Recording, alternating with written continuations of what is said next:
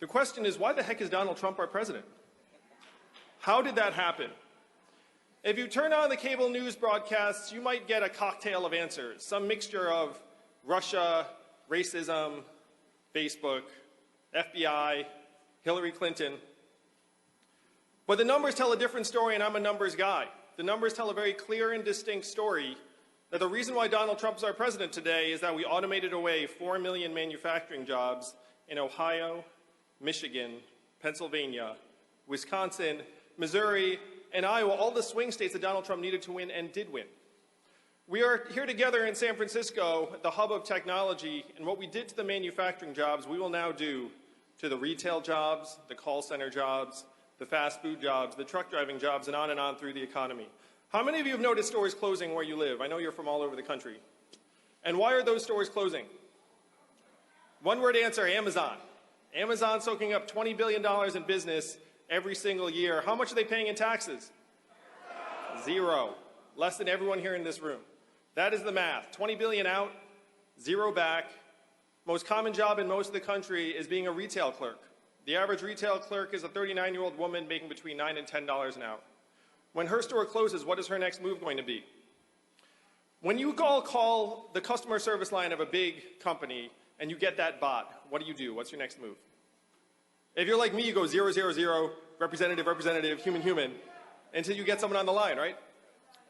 In 2 or 3 years, the software is going to sound like this. Hey, Andrew, how's it going? What can I do for you? You might not even realize it's software. It's going to be delightful, seamless, efficient. What is that going to mean for the 2.5 million Americans who work at call centers right now making $14 an hour? Driving a truck is the most common job in 29 states in this country, and my friends here in Silicon Valley are working on trucks that can drive themselves. They tell me they are 98% of the way there. What is that going to mean for the 3.5 million Americans who drive a truck for a living right now, or the 7 million Americans who work at truck stops, motels, and diners that rely upon those truckers getting out and having a meal? We talk about it like Donald Trump is the cause of all of our problems. He is not. He is a symptom. He's a manifestation. We are going through the greatest economic transformation in our country's history, what experts are calling the fourth industrial revolution. When's the last time you heard a politician say the words fourth industrial revolution? Just now. And I am barely a politician. So the question is, what are the Democrats going to do about it? We have to make it known to our fellow citizens that it is not immigrants that are causing these problems. It is technology. Immigrants are getting scapegoated for something they have nothing to do with. So the question is, how do we solve this problem for the American people? We have to take a new vision to our fellow citizens as fast as possible. If you've heard anything about me in my campaign, you've heard something like this. There's an Asian man running for president who wants to give everyone $1,000 a month. You remember hearing that? Remember the first time you heard that? Nothing quite like the first time, am I right? First time you heard it, it seemed like a gimmick. It seemed like there's no way that would ever happen. But if you dig into our country's history, you find this is a deeply American idea. Thomas Paine was for it at the founding of our country. He called it the citizen's dividend. Martin Luther King championed it and fought for it in the 60s, and it is what he was fighting for on the day he was assassinated in 1968. 1,000 economists endorsed it in the 60s and 70s. It was so mainstream that it passed the U.S. House of Representatives twice in 1971 as the Family Assistance Plan. And 11 years later, one state passed a dividend where now everyone in that state receives between $1,000 and $2,000 a year, no questions asked. And what state is that? And how do they fund it? And what is the oil of the 21st century? Technology, that's right. AI, data, software, autonomous vehicles. A study just came out that said that your data, our data, is now worth more than oil. How many of you received your data check in the mail? None of us.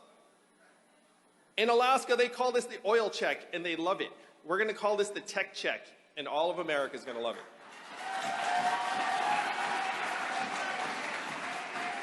And I want you to think about what $1,000 a month would mean in our communities.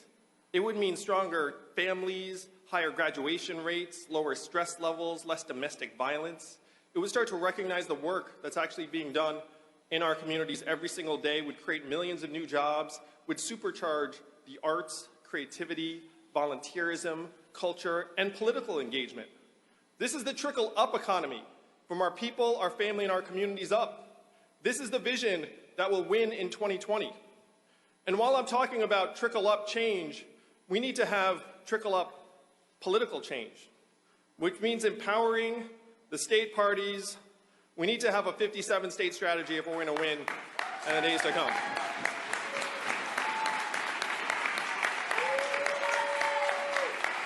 I get it. I'm an operator. The action happens on the ground. We have to empower people on the ground. We can't stop here with a trickle-up economy. How many of you were excited about GDP when you woke up this morning? How many of you were like, I'm going to make a big contribution today. I can feel it. If you think about it, we're at record high levels of GDP, also at record highs in this country right now. Suicides, drug overdoses, anxiety, depression, financial insecurity. It's gotten so bad that our life expectancy has declined for the last 3 years in a row. Last time our life expectancy declined for 3 years in a row, the Spanish flu of 1918. Global pandemic. That's the last time it happened. We need to evolve to the next set of measurements. And I talk about my wife who's at home with our 2 young boys, one of whom is autistic. What is her work included at in GDP every day? 0. And we know that's nonsense. We know it's the opposite of the truth. We know that her work... I was off the trail for a couple days taking care of my kids. And you know what I said after 2 days? Get me back to running for president as soon as possible. And if you're a parent, you know exactly what I'm talking about. It's the hardest work there is, but the most important. Instead of this GDP measurement that's running us off a cliff, we should be measuring our shared progress through health and life expectancy, mental health and freedom from substance abuse, clean air, clean water, childhood success rates. This is a vision of an economy that would actually work for the American people.